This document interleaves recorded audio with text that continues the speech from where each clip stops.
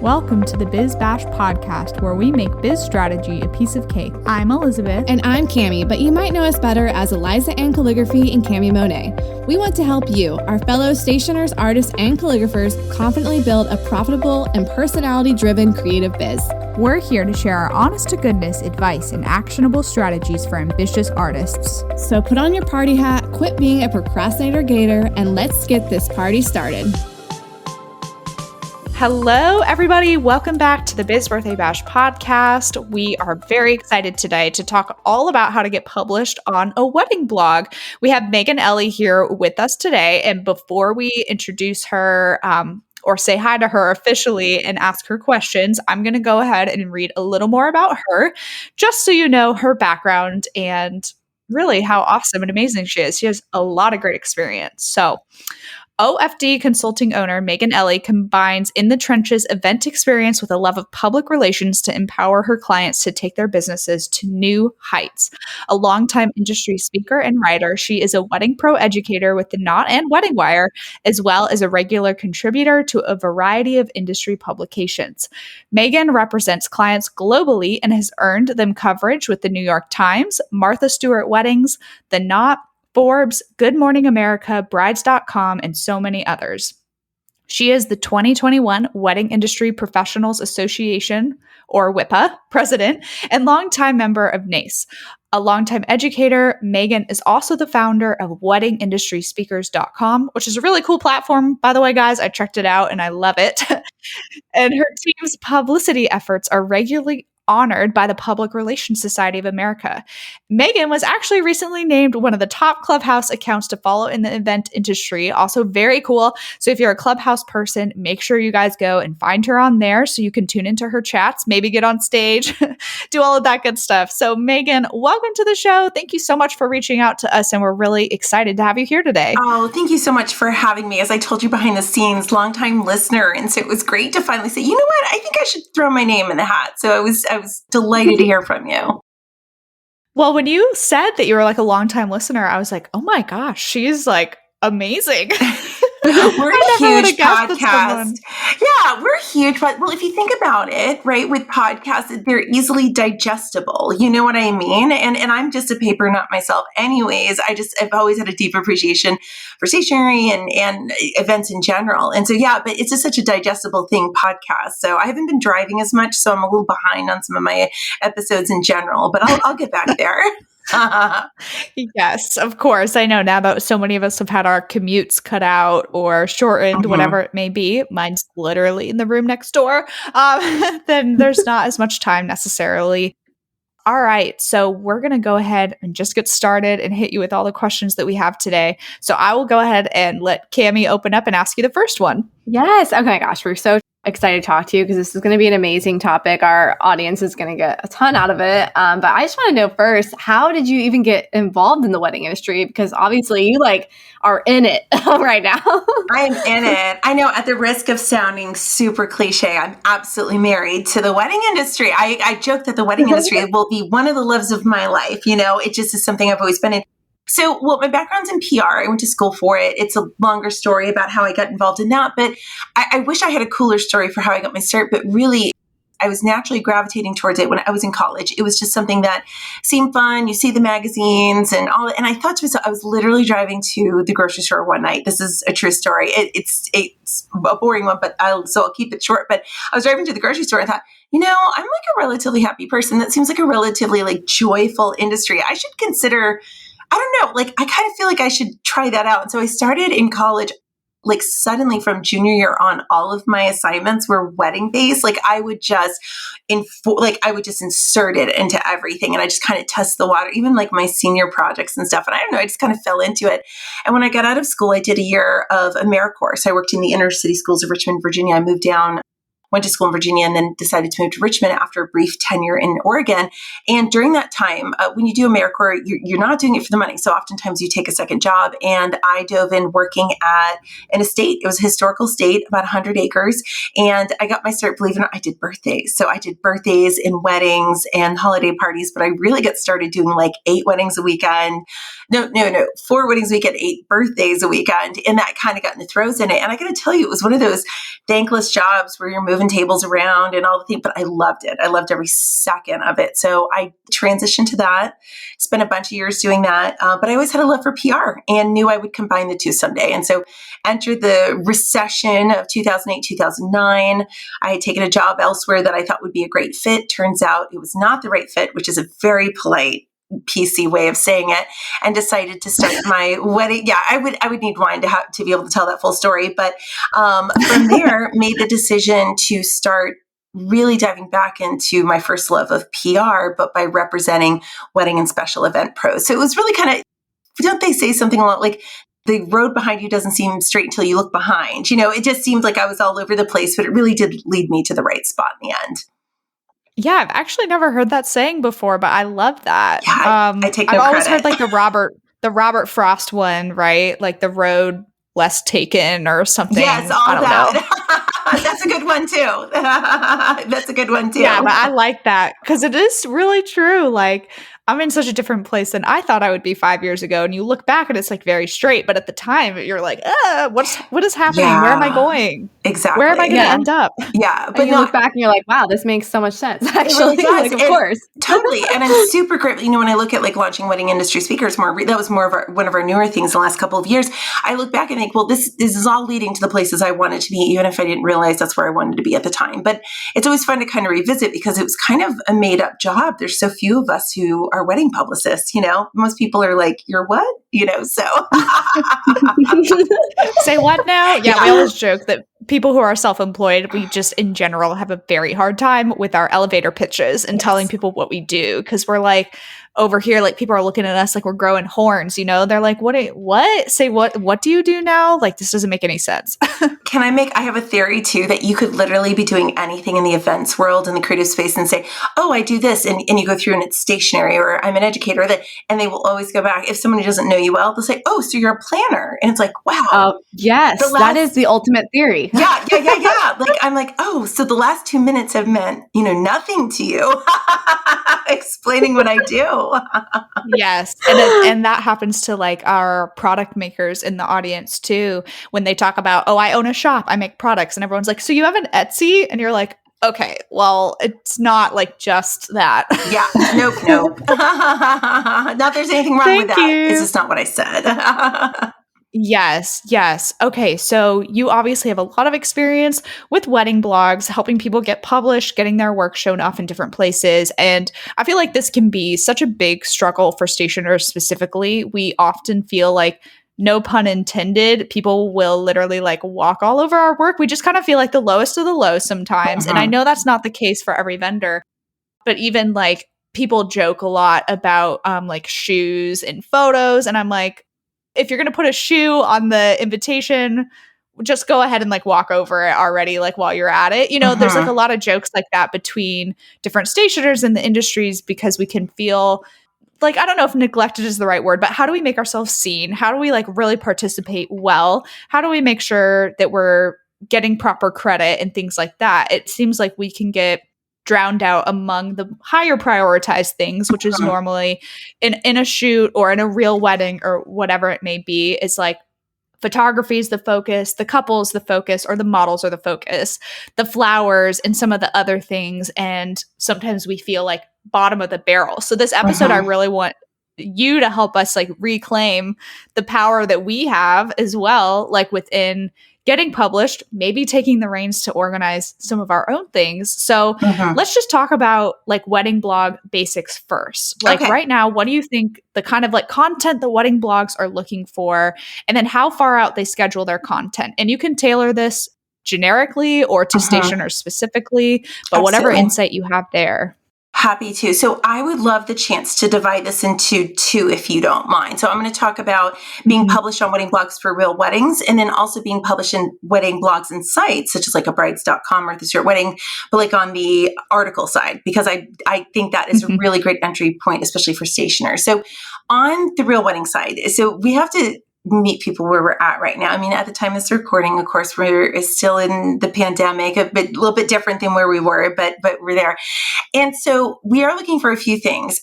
The more generic answer, that kind of evergreen, which doesn't really change, is when it comes to real weddings, they are looking for fresh and inspiring full stop. Because if you think about it, wedding bloggers, editors make their money on, of course, in part, the traffic that comes. They need to attract people to the site. How they do that? They don't do it by doing the same old, right? They have to do something new and different and exciting and exclusive, things that they haven't seen elsewhere. So if someone says, oh, I was a part of this really great, like, blush palette with gold, you're like, oh Lord, that's been around for like years, or if someone, months after the Pantone color comes out, which, by the way, side note, not a fan, but that's just me, the yellow and gray. I was a fan in 2010, but I'm not a fan now. But, and they come months later, like that's not fresh and inspiring. So I want to really instill that kind of phrase into people's minds when it comes to this. So it's kind of the evergreen always answer. When it comes to where we're at right now, of course, if you're looking to be a part of submitting an event, they do want to know the safety precautions. A lot of the editors are now asking for, we want to see your intimate weddings. We want to know what you did to keep people safe. In fact, within OFD, and on average, honestly, we're always working on 50 to 60 different real wedding submissions through the OFD Collective. And with that, we have, as you can imagine, hopefully a well-oiled machine after doing almost 1,000 of them. And we have recently adjusted it to ask couples, like, what are you doing to get, because that's what the editors want. But I'd also be remiss if I didn't say, in addition to fresh and inspiring, different, unique color palettes, unique themes, things like that in the stories during the pandemic, they are also looking for, and this is wonderful, in the last year and a half, there's been a real push towards diversity, which is frankly long overdue. And so a lot of these top tier places that you're hearing about, brides.com, Martha Stewart, they've made a public declaration. Brides.com has a public declaration you can find on Instagram that says, we will feature 50% plus BIPOC couples. There's a commitment to inclusivity that we didn't see before. So they're also making sure they're making way for all different kinds of couples. So that's on that side of things. So they're looking for current events, typically in the last 3 to 6 months. I know we'll get into inspiration shoots in a bit, but it does go also to the point of we're looking for fresh, timely, inspiring. Now, if I may, I'm going to flip it a little bit and talk about something that I feel very strongly about when it comes to especially stationers is being quoted in things. There is an abundance of articles out there coming out every day and all the major things. And we're not just talking Bridal Guide, the Knot, WeddingWire, but we're also talking about, the Refinery 29s and some of these Domino where they have wedding content that comes out with some regularity. These guys, you have to remember, most of these writers whose beat their specialties in the wedding space, like that's one of the things they focus on, most of them have not been in the wedding industry. Do they have an interest? Yes. Do they know the intricacies? Probably not. They don't know what we all know. So they're looking for timely article ideas that make sense right now. That's what they're looking for. How can we be a guiding light to get people here? Now, there's some evergreen stuff like, how to save on your stationery, which I know some people probably don't want to touch with a 10-foot pole, but how can you save while still being stylish? Or what are the must-haves?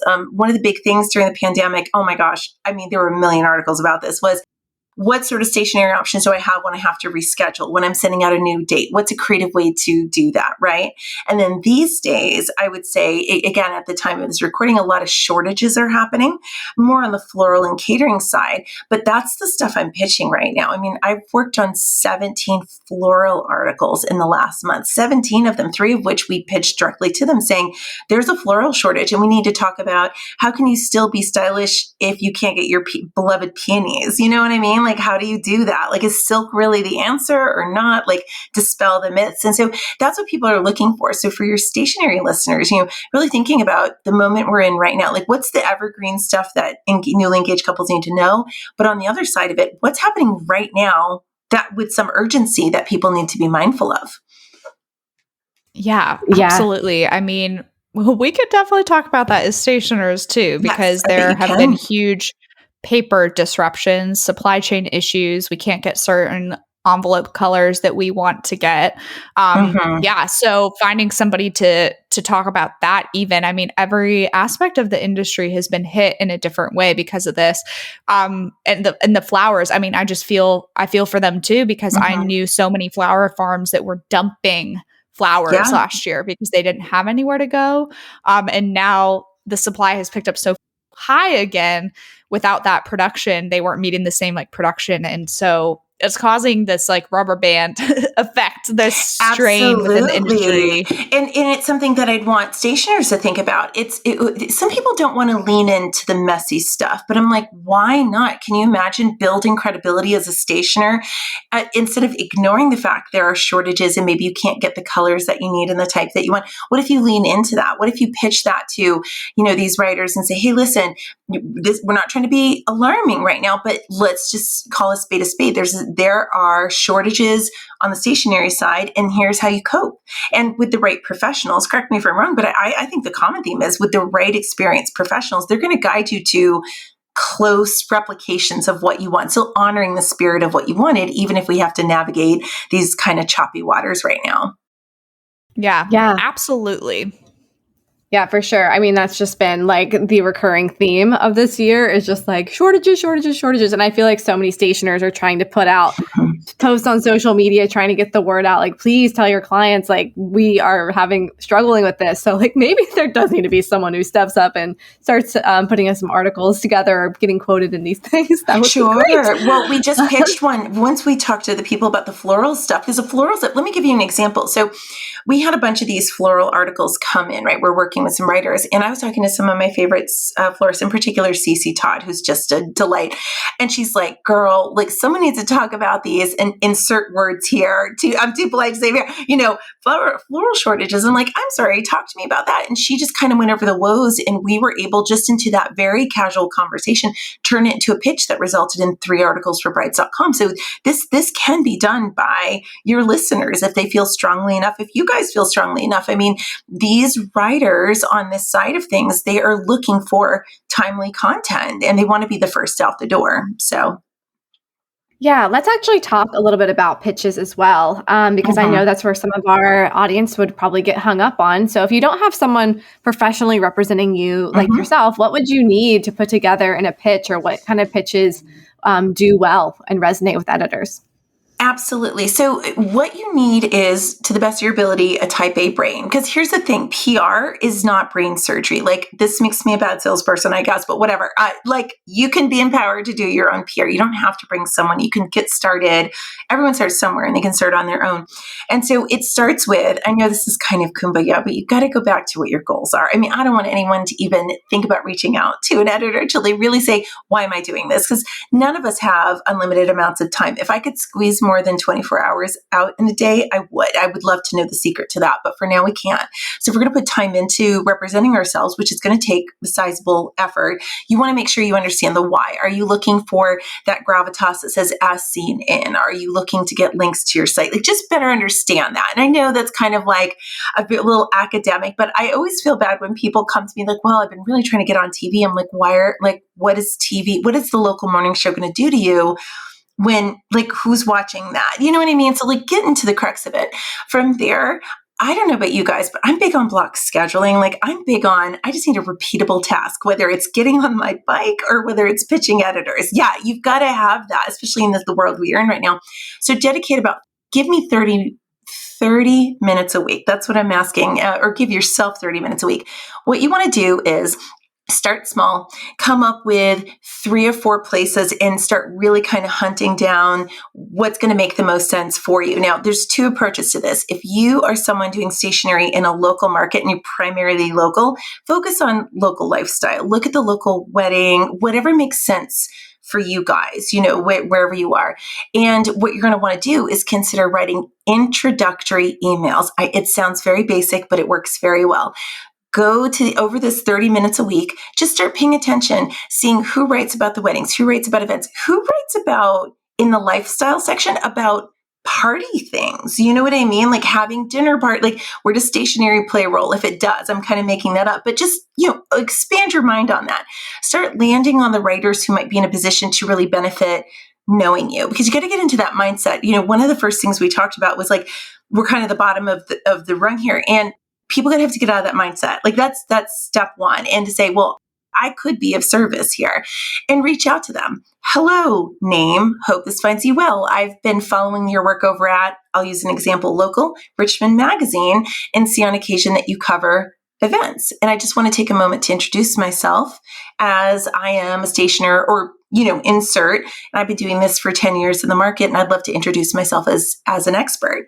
Give them 2 to 3 lines to dazzle them, tell them who you are, award winning, Clubhouse, whatever said on my, whatever you want, whatever your thing is.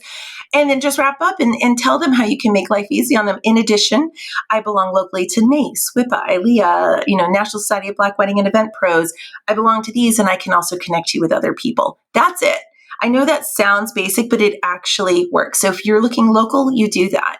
Now, if you're on the other side and you're like, well, I don't have a lot of options locally, and I respect that, especially on the stationary side, then pick 3 national outlets and really dig into the stationary side of things, or insert discipline here, right? If maybe we have a rogue florist listening today, find the writers who repeatedly write about stationery and simply introduce yourself. You'd be surprised that these writers genuinely, a lot of them, I can't speak for them, but anecdotally, kind of based on working with them literally every day of my life, is a lot of them really could use some more resources, people who are reliable, consistent, give good quotes. I joke that I would not be in business if there were more people out there who would take the time to build these relationships. But, 30 minutes a week, just start doing that on your own. You could also, I don't know if you all have heard of Haro, but Help a Reporter Out is also a free service where you can sign up and get emails 3 times a day, Monday through Friday, where there's press leads you can pitch. So there's a few different things you can do. But the good news is the opportunities are out there. It's whether or not you want to prioritize putting yourself out there. Yeah, those are some excellent tips. I also forgot about Haro because I remember I used to use that all the time. I used to work at a magazine, and I remember that, and I was like, "Wow, I didn't even think about it from the flip side of like getting published in this point." But yeah, that's a great resource. Yes, Help a Reporter Out, you guys. You can just Google that, and you can find leads and get connected. So, yeah, like I think in the stationery world right now, guys. I know that a lot of people, okay, so Meghan, a little bit of backstory here. I made a post that went viral. It was like almost an accident. You might have seen it, and it went viral because it was kind of panicky, and I didn't intend it that way.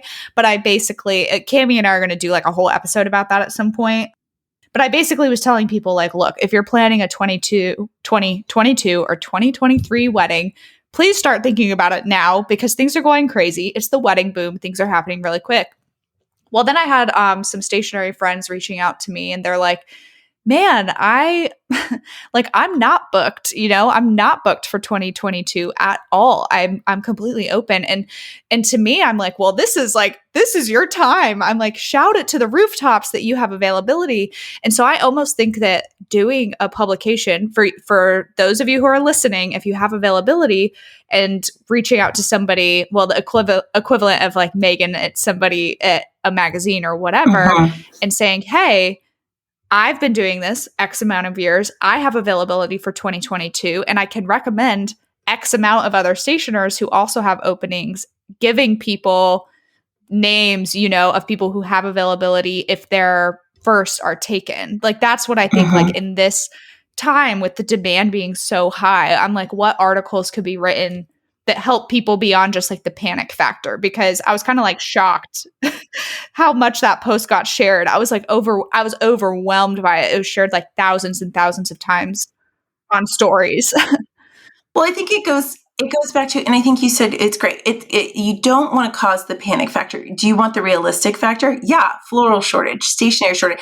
But what stems from that? It's the, hey, we recognize there's a shortage right now. Here's what you need to know. But there's also to your point, 2022, 2023. So why don't we turn that into more of an educational of what does that mean? It just means you need to adjust your expectations with your timeline. Like, it means that, yes, if you want a planner, you're probably going to book that first in the venue, but you don't wait 9 months for the stationery person. You don't wait to book the entertainment person. So you need to be mindful of that when it comes to like things like budgets, right? Because a lot of people think, oh, well, I'll pay my deposits now for this and that. Well, now you're probably going to need more cash up front.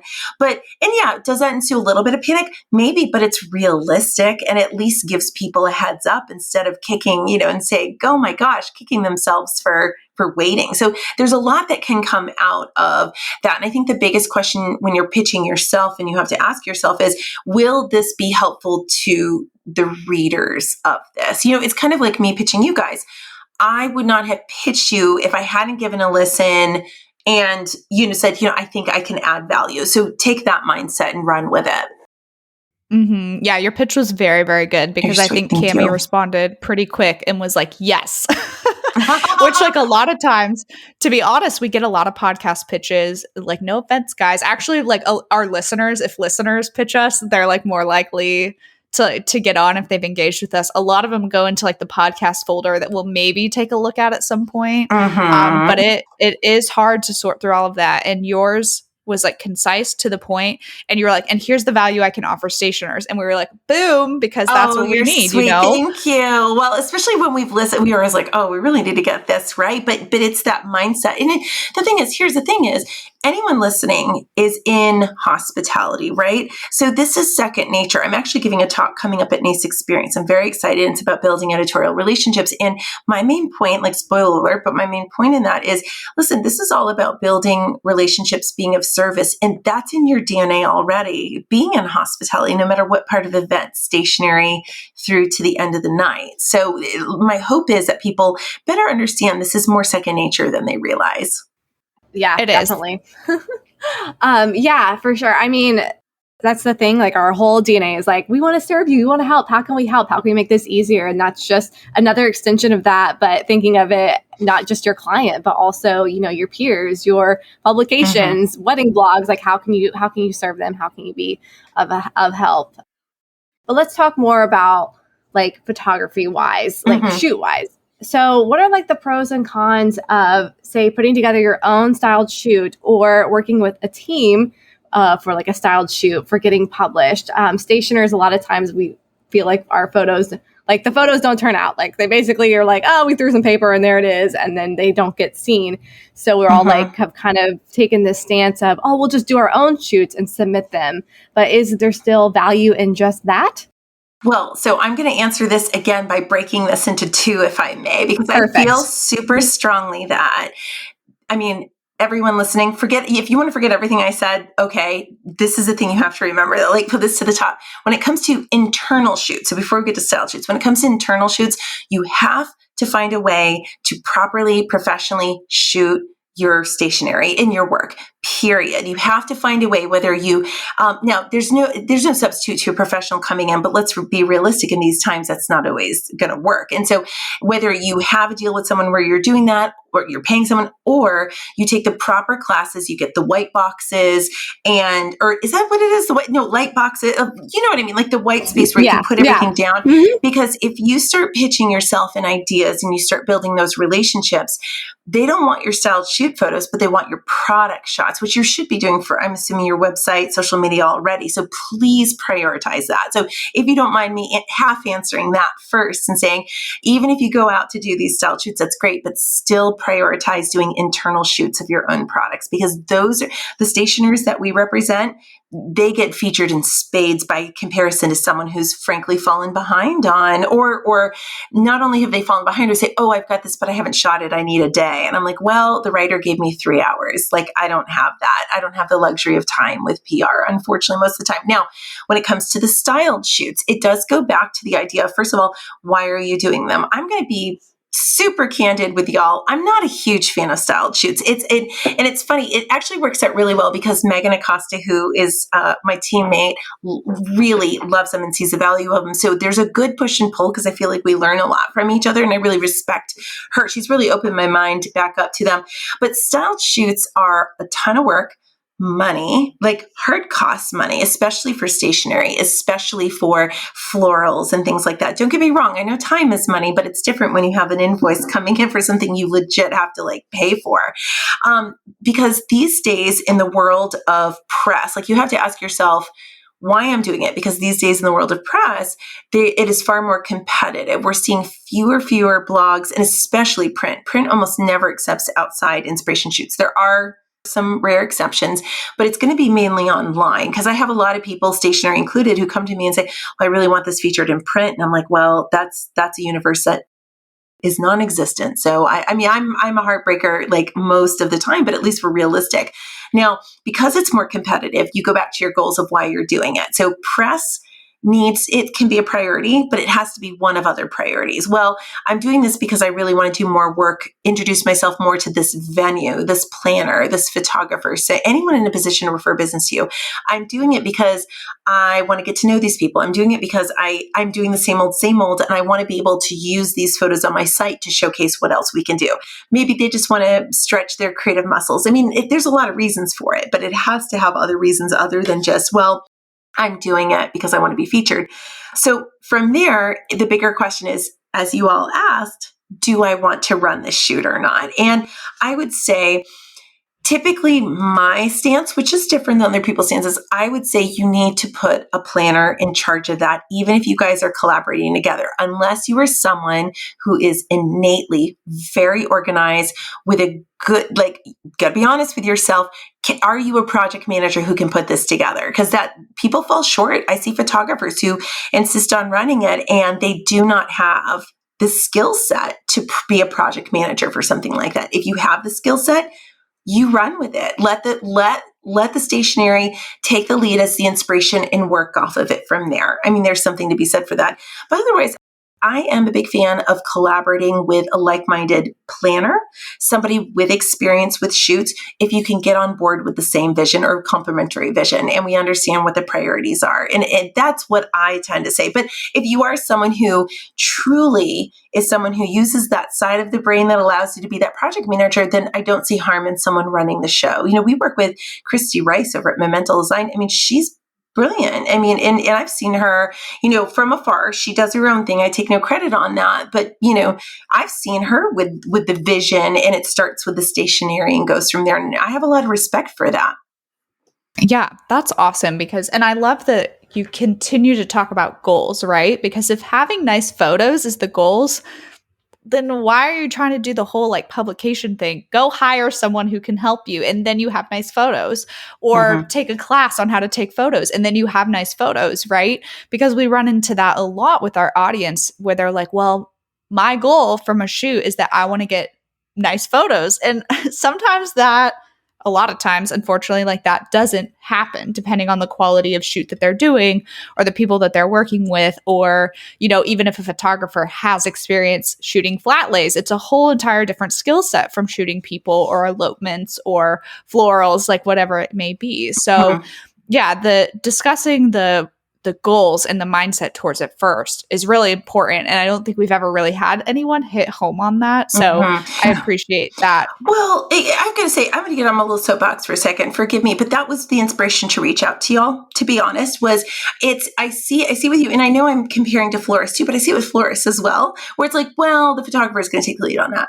The planner, why? Like, I mean, I understand the photographer owns the copyright and we have to respect that and understand their role in it, but anybody can jump to the lead here. And I wish more people realize that. Like, don't discount yourself, even if the pecking order seems to be in play. I mean, I can tell you now more than ever, that pecking order could be tossed out into the garbage. So yeah, I mean, this is so great too, just talking about like having that planner in place and like a photographer who, you know, it doesn't necessarily have to be like this is who's in charge, this is who isn't in charge, like that kind of thing. So can you talk more about like what type of team you think does really well when doing styled shoots? And also, I want to hear why you don't like styled shoots. Oh my gosh. Okay. So, well, let me say, with the teams, you're always going to need an ACES photographer, right? You need someone to also project manage. Oftentimes, the planner falls into that role. You are going to need, of course, the stationer, assuming they're kind of part of this lead. You need a venue with the flexibility to give you the space and time that you need, and you know, to understand if they have any rules about the space, so on and so forth. From there, of course, having the partners when it comes to fashion. I mean, you always need models. I mean, I have not seen a shoot that passes muster without the right models to have, of course, have the right fashion and so on and so forth, linens and all the things from there. With that being said, that's kind of like, it's almost like a wedding day team, right? I mean, that's what you're nearly looking at, hair and makeup, so on and so forth. Some of them you don't need, like the transportation or entertainment, unless they're offering something very unique and it makes sense to include. But on that team, I can't stress enough, you need the type A personality. You need someone like me, not saying as a publicist, I'm just saying my personality, where they love a good old fashioned spreadsheet. They understand ahead of time that, you've got to send out the contracts, if you will. And there's a lot of great resources online where you can go and actually purchase these kind of these styled shoot sponsorship agreements, but someone to run that ship, someone to have that working spreadsheet that lists everybody with their Instagram and to make sure everyone's coordinated, not just the day of and showing up and the vision, but you also need someone to execute on the promotional side. Because listen, here's the thing, at the end of the day, this shoot will only get as much exposure as you allow it to. It's the Instagram stuff and you maybe putting it on TikTok. I mean, whatever with that. Now, to your point, why I don't like style shoots. Here's the thing. Because we probably find ourselves like agreeing with you more often than not. Okay, so you won't be. Like I said, I am a better publicist because of Megan Acosta being a fan of them and understanding them innately. So I've been doing style shoots since the dawn of time. And that means 2009, like since forever, since Style Me Pretty would slap one on the homepage and there'd be filled with mason jars. I mean, that's how long I've been in the industry, right? And here's the thing, at the end of the day, it is a ton of work for very little return a lot of the time. Now, don't get me wrong. We've had some that I won't even take credit on. Like we've submitted where it's gone spectacularly well. We had one from 2010. Now I'm aging myself, but they submitted ombre before anybody did ombre. I mean, literally no one except Gwen Stefani in like 2003 with her wedding dress. No one had done ombre. They do ombre. Ruffled picks it up. It goes mini viral, right? Like it was everywhere. And that was a huge return for an excruciating amount of work that these guys put into it. And it was wonderful. That's once in a blue moon. I mean, because these blogs and publications print doesn't want them most of the time. They're going to do their own shoots, right? They'll coordinate them. Harper's Bazaar is not going to accept your style shoot for print. I'm just going to burst the bubble. Vogue's not going to accept your style shoot. It doesn't work like that. You know what I mean? Like, you get places like brides.com that don't even have print anymore. So now on the other side, they want to see the real weddings more than anything. And so you're seeing fewer places.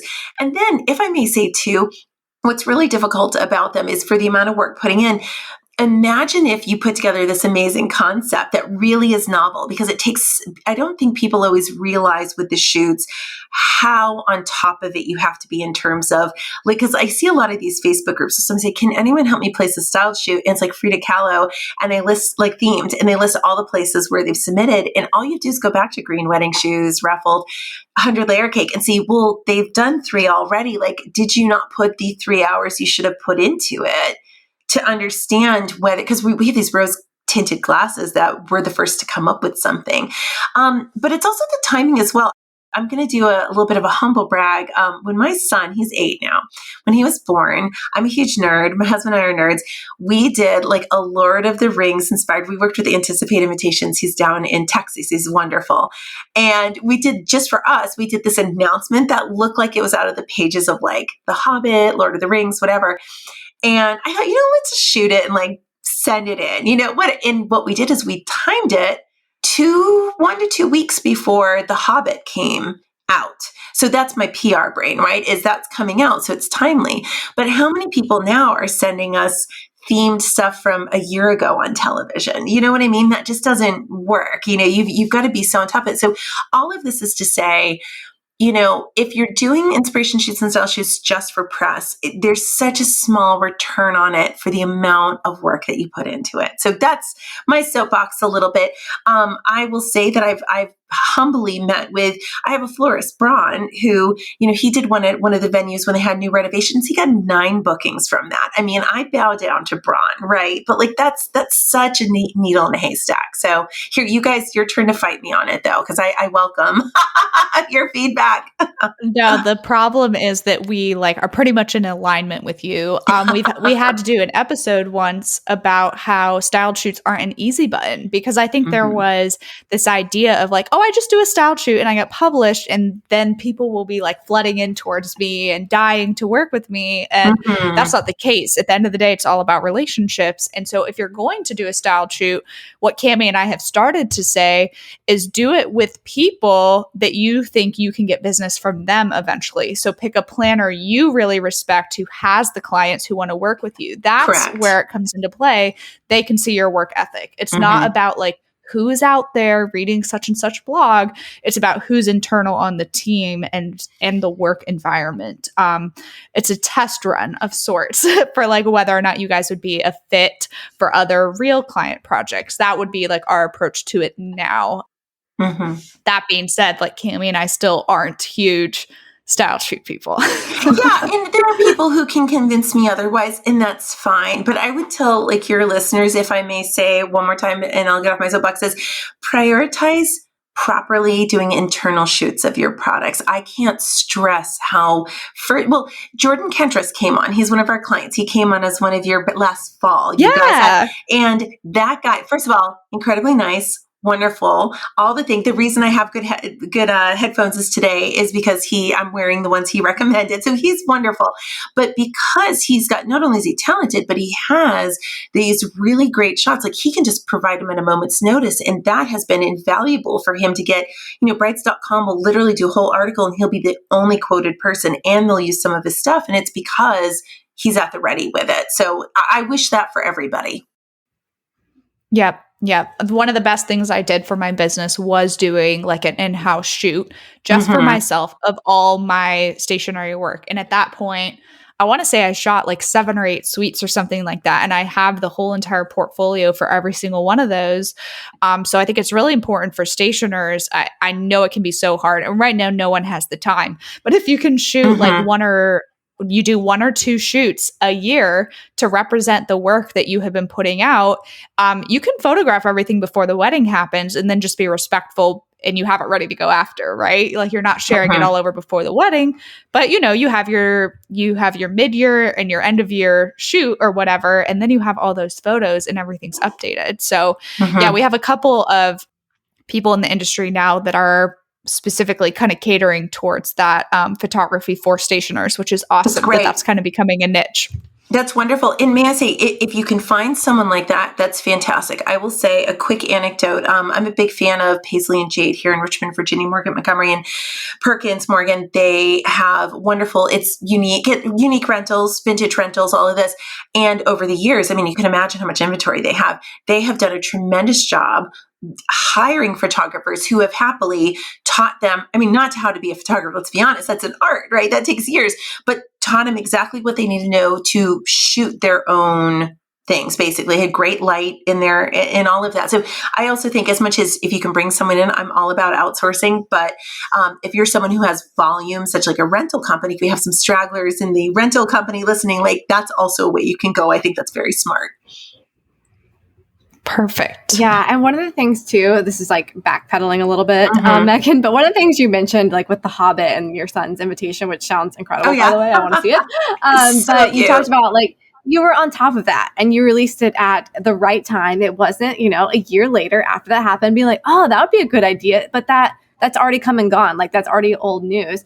Can you talk about some of the trends you think might be coming up and how we can start to like look for those and have an eye out for them? Oh my gosh, trends, y'all! Like, I love trends. Can we talk about that? Trends and I have a it's complicated. Would be our Facebook relationship, right? Because I love trends because being such a type A person, people think trends just come out of nowhere, and they actually don't. Like, did you guys ever watch?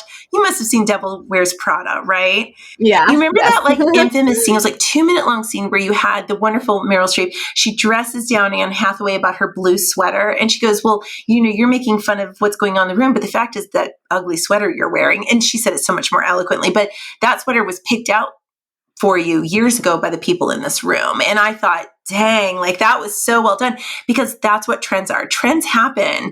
Ombre happened years ago because Gwen Stefani did a hand-dipped dress, and then it came into the fashion world, and then it came into the wedding world. Like, it's all like, there are no surprises. Like, I don't get surprised by anything at all when it comes to trends, which by definition, I just want to say trends have legs versus, we're not talking about fads here, right? Because fads just come and go. It's something usually, I'll just say it, stupid.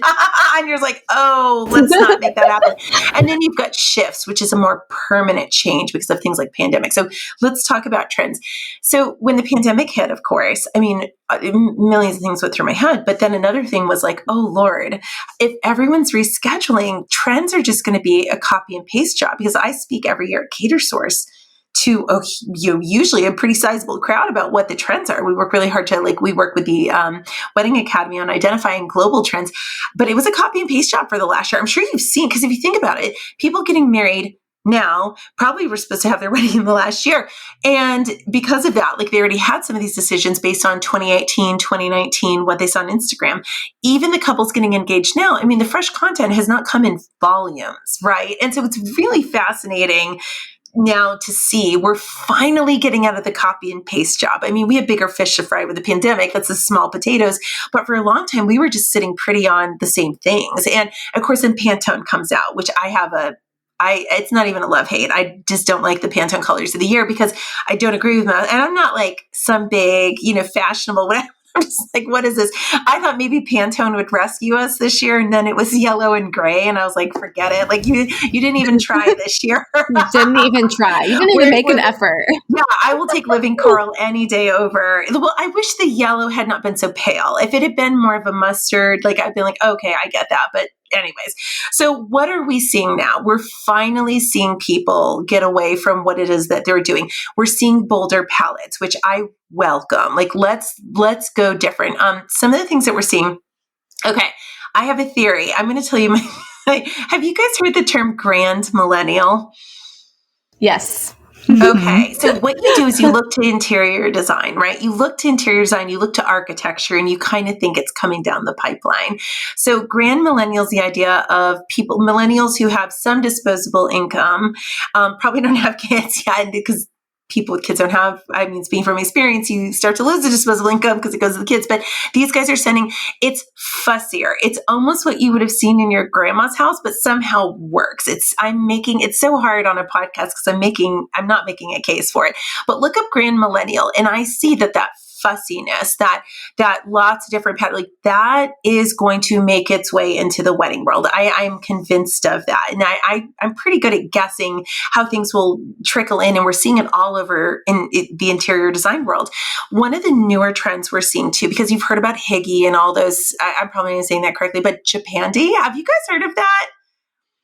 Heard of Higgy, not Japandi. Okay, and now Japandi, I got to tell you, I tried, in anticipation that we talk about trends, I tried to figure out if I was saying it correctly. So an apology, a mass apology to all your listeners if I'm saying that incorrectly, but that is really what we're seeing in Q2, Q3 media. They had Higgy, and so now Japandi looks a little bit different. What that is, it's almost a combination of that Scandinavian Higgy sense of comfort and some minimalism, and then it's also compared to it's that Japanese aesthetic that I'm sure wabi-sabi people have talked about, where it's more raw materials, the art of imperfection as well. So I think it's going to be, from a stationery standpoint, I think it's going to be very interesting.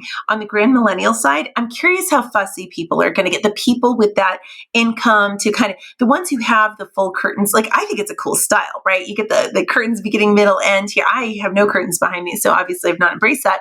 So you've got that side. But then you've got the minimalist side as well, where people are looking at different textures, imperfections. How is that going to take the world by storm? Because if there's one thing we're seeing a lot of, it's going to be that. But we're also seeing bolder colors. One of the things that I think, away from aesthetics, that I think will impact, of course, stationery, would be two things. One is weddings right now, we're seeing acts of gratitude. So there's been a huge focus on guest experience for years. That's not new. All sorts of things, especially with destinations. Well, now it's taking that next step. So one of the things, Carrie Darling Events is one of our clients, and did this wedding where there was, instead of just, hey, here's a bucket of flip-flops on the beach for you, it's a shoe valet. And you need a stationary person to help create that signage, right? And so there's new areas where these acts of gratitude, gifts, these welcome baskets that have exploded because now it looks different. You're spending more time in your room potentially if they're anything like me, being extremely cautious. But on the other side, it's a departure from the serious. And I love that. I mean, it's not that we don't take marriage seriously, of course, but we've all been through it, guys. I mean, even if I feel in some ways gratefully unscathed, I'm not unscathed by the 16 months of virtual schooling of my kid. You know, we've all been through things in the last year and a half. We've all been impacted negatively. Let's take these celebrations and have some fun with it. So I'm hoping that the stationers will be excited by the fact that not everybody is going to be super serious grand millennial. You know, we just had one wedding published by Lizzie Liz Events, and it was Pokemon themed. And I know you're probably like, wait, what? No, seriously, I was on board. Once you saw it, it was done very, very well, tongue in cheek. It didn't feel like I was walking into some arcade. It was very cool. So those are some of the things I'm seeing on my side, but I welcome if I miss something, I'd love to hear if there's anything you guys are seeing, especially as fellow trend lovers here. No, I'm totally with you on the grand millennial thing. I'm like, that's going to blow up. Like it's blowing up on like the merchandising side of things and fashion and interior design. So I'm like, it's only a matter of time before it trickles over to the wedding industry, because that's where it seems like trends kind of start, is that interior design, 100%. Fashion. Yep. And then it just kind of manifests itself differently in the wedding space. But yeah, I think we've already seen a little bit of that too with like tassels on invitations. Like that feels very grand millennial to me, and just seeing that like more maximalist, like super, lots of patterns, lots of textures, see where that goes. That's right. I agree with you on that. Yeah, I was on the right track, because when you said grand millennial, I was like, I'm pretty sure I know what she's talking about. And as soon as I Googled it, I was like, oh yeah. Yes, just think Simply Just Marie.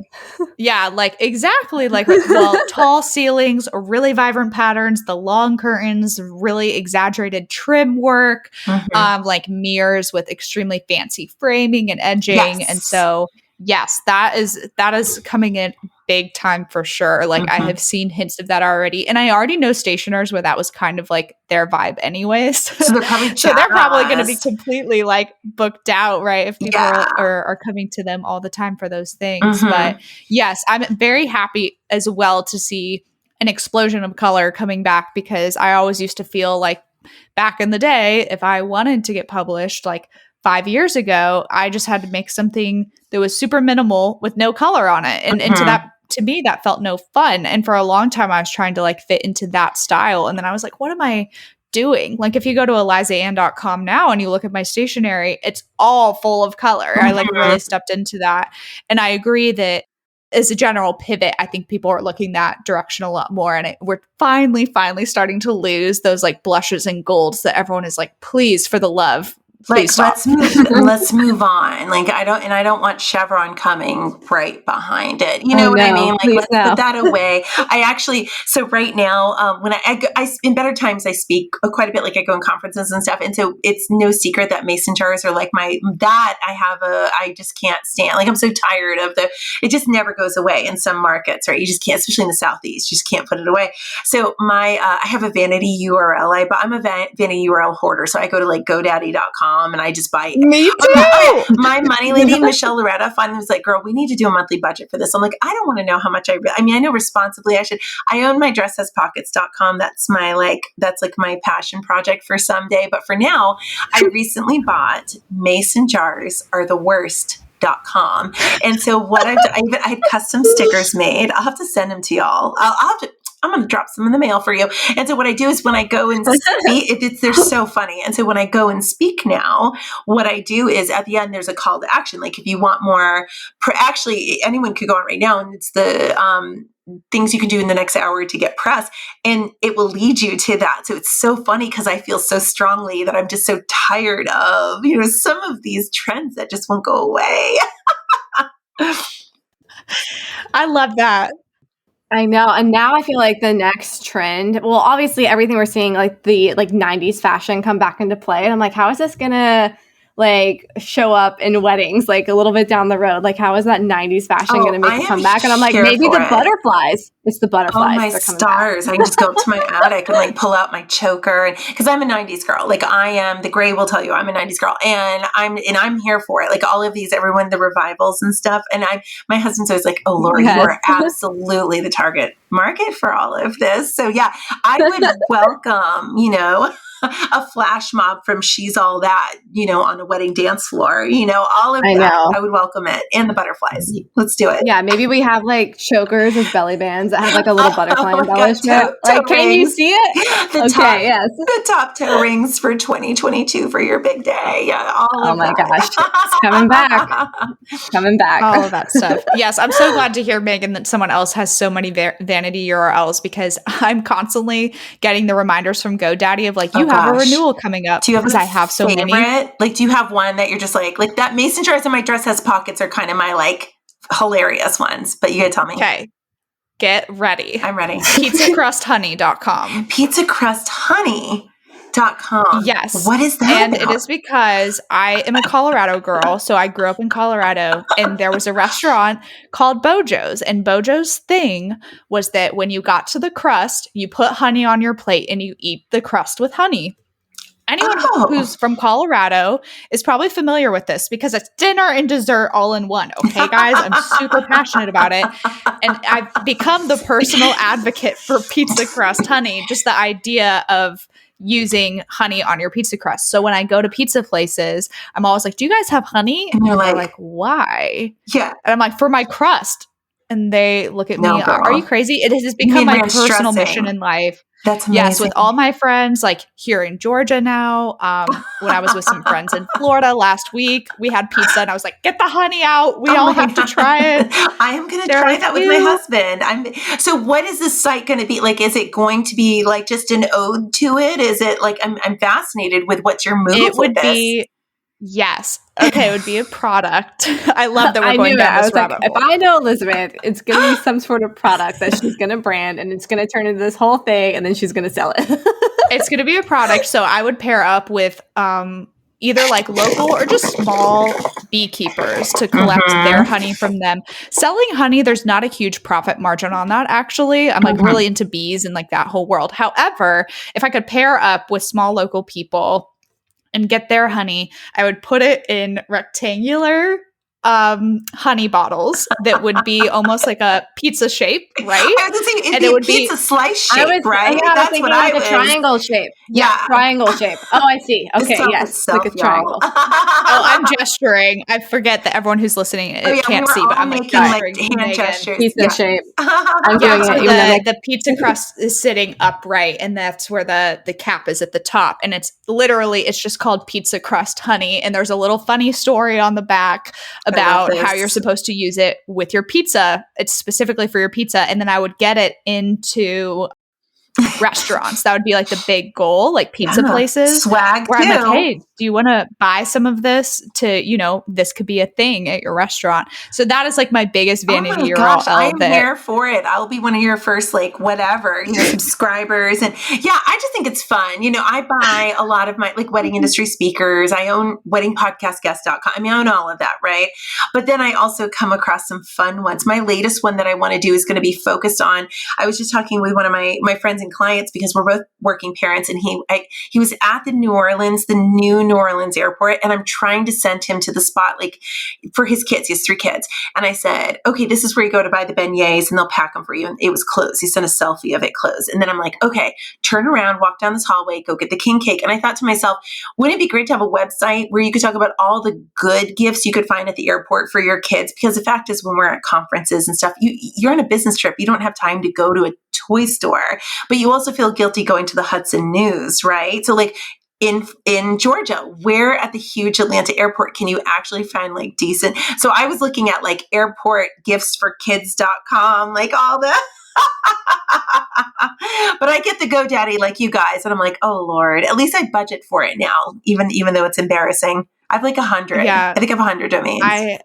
I have to do that. I'm probably at like 20. I'm not there, but the problem is Yeah, I will. I will get there.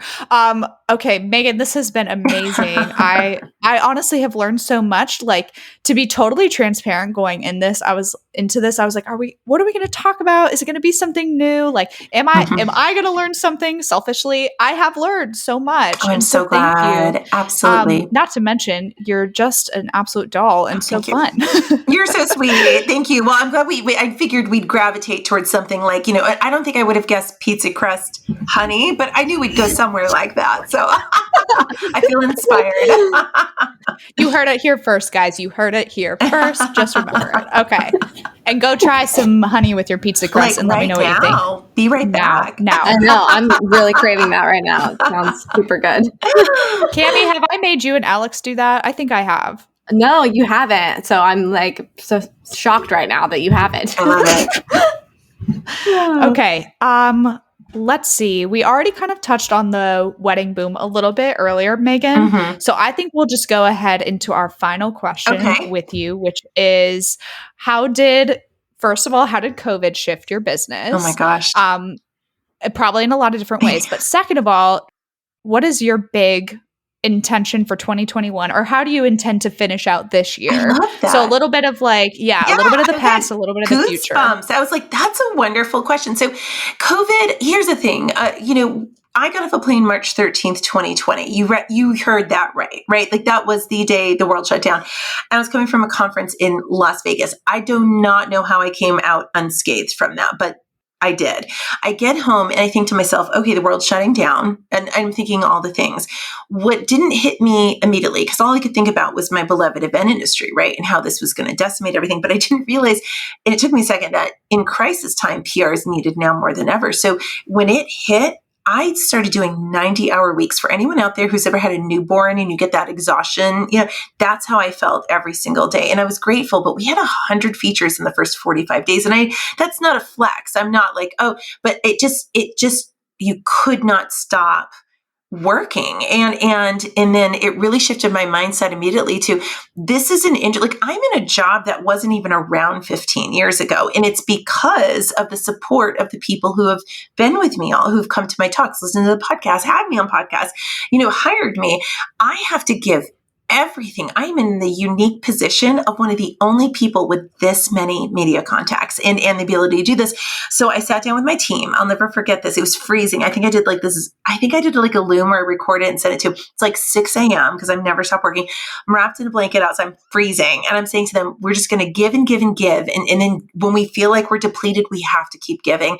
And it really went into that crisis mode. And it's felt like a fire hose ever since. But I'm so glad we did what we did. As much as I'm sure it impacted us in a lot of ways, health-wise, but it's like we just knew we had a great responsibility to give back to the people who had always entrusted in us. And so, I look back on that. I have no amount of fondness. Let me be clear. I wish we had never gone through it, but it also impacted me in a way that said, what we're doing is important and we need to continue to be that guiding light and allow our clients to be the guiding light. And I feel strongly about that. But also speaking as a working parent, and I'm sure there are people nodding their heads out there. I mean, I've been in virtual school with a kid with ADHD for 16 months. And I became a room parent, which if you told me a year ago, I'd be like, shh, no, girl, I can't be a room parent. Like I just work and travel. But I became the virtual room parent for the year. The teacher recently drove to my house and dropped off a trophy for passing the second grade again. So not to brag, that is my flex. It's on my, but anyways, so it made me realize we're capable of more than we ever realized, especially as working parents, especially it's kind of that twofold personal and professional, right? So with that being said, that your wonderful question about the intentions going into the end of 2021, 2022, there's always going to be a shift and they happen more often in the wedding industry. And so for my own company, I'm in a big period of thought right now about how do we shape wedding industry speakers, which is our retainer side, and the OFD collective, which has grown exponentially. It's like a haro for the wedding industry. How do we continue to move forward and have consistent relevancy for everybody and meet the conference organizers, editors, writers where they are? And so as we get into next year, I'm really taking a good hard look about how I don't want the world to. Do I want the world to go back to having no COVID? Yes, I don't mean that. But I don't want my kid in daycare 5 days a week. It's great that that's the option. But I realize I can do more at home with him here, being older and all of this. So I want to be able to meet people over there, but I also want to continue to design a life that gives me a little bit more flexibility and allows me to put up more boundaries. And I think most importantly, I think we've all realized that community is paramount. I mean, I could not have been without these wedding pros who are friends on Marco Polo and Voxer with them, and even these virtual happy hours. How can I take wedding industry speakers and continue to build that community that I hold so dear? So there's a lot of things in the works. I could go on and on, but I'm not going to bore people. I'm very excited about, the direction of the company and also the direction of the people I represent. I'm really proud of how hard they've all worked. Yes, and you have already pitched some amazing other people to us that hopefully we can get scheduled. Yeah, absolutely. No, you've been so great. And I loved your talk with Jordan's such a sweetheart. So I so appreciated that. Yeah, he is wonderful. We were really glad that he reached out to us too. Just has a lot of knowledge that quite honestly, like some of it was over our heads even. He's so smart. All right. Awesome, Meghan. Thank you so much. Well, I'm going to do a little bit of housekeeping for our listeners real quick before we officially say goodbye. But Meghan, also, please tell people where they can find you because we'll want them to tag you and stuff when they're listening. Absolutely. Well, my dress has pockets.com, obviously. No, I'm just kidding. Like I have nothing up there. So not there. OFDconsulting.com is really where you can find everything. Like it takes you to my Instagram, OFD Consulting. For those interested in the PR lead, that life is over at OFDcollective.com. And of course, if there's anyone out there looking for speakers and so on and so forth, weddingindustryspeakers.com. But that's mainly where you can find me online. I hang out on TikTok, but only to watch cat videos. So there's really not a lot of back and forth over there. Okay. And did you mention what is an Instagram tag? Did I miss that? It's OFD Consulting. Okay. Keep it all right. Perfect. Keep it easy. The same. Yep. Same as your website and everything. Amazing. All right, guys. Well, you heard what her tag is. It's OFD Consulting. So please don't forget to take a screenshot while you're listening to this episode today. Upload it to your Instagram stories or where you like to hang out. Tag Meghan at OFD Consulting. Tag Cammie and I and Biz Birthday Bash. We would love to know that you guys are listening and getting so much from this episode. We want to be able to tell Meghan that it's getting downloaded and listened to all the time. And please leave us a rating and review if you listen on iTunes. I know some of you guys are on Android and you can't do that. That's okay. But if you do have the availability to do it, we would absolutely love to hear from you there. It is what helps other people find us, helps us get ranked well, and all of that good stuff. Any questions you have can be directed to bizbirthdaybash.com/Q&Cake. Submit your question there, and hopefully it'll get featured on one of our upcoming Q&Cake episodes. So thank you for joining today, guys. It's been another awesome week with another amazing guest. Gosh, we're just so lucky. And Meghan, thank you for dedicating an hour of your time today. It was so lovely. Absolutely. Pleasure was truly all mine. I can't wait to hear this. Yes, thank you so much, Meghan. This was great. All right, guys, we'll see you next week. Bye. Hey guys, we just wanted to hop in and talk about one of our amazing resources, the A to Z directory. All of us have thought at some point, how did she do that or how did she make that? And maybe you don't know where to start or how the heck to produce this amazing product you've dreamt up. Well, the A to Z directory is the missing puzzle piece in your biz, you guys. Seriously. So it's built in the form of a yearly membership, and it's your one-stop shop for finding suppliers and vendors for all the things. Literally where to print everything from custom invitations, greeting cards, mugs, koozies, acrylic printing, letterpress, custom ribbon. I mean, the list goes on and on and on. And it literally goes from A to Z. From acrylic printers to zipper pouches, we have it in the A to Z directory.